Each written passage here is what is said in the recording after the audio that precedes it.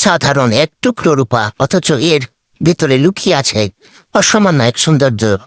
আজ আমি আপনাদের দেখাবো কিভাবে এই রূপার তার থেকে একটি স্বপ্নের আংটি তৈরি হয়। একজন কারিগরের কাছে এটি কেবল কাজ নয়, এটি হলো ধৈর্যের পরীক্ষা আর নিপুণ হাতের নিখুঁত ছোঁয়া।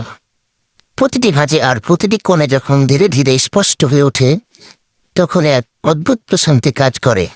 সৌন্দর্যটা আসলে বাইরে যতটা না দেখা যায়, তার চেয়ে বেশি লুকিয়ে থাকে এর পিছনে পরিশ্রম।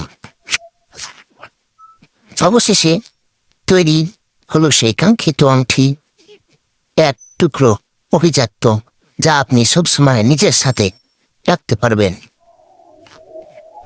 কেমন লাগলো এই আংটির ডিজাইনটি? অবশ্যই কমেন্টে জানাবেন। ধন্যবাদ বন্ধুরা, ভিডিওটি শেষ পর্যন্ত দেখার জন্য।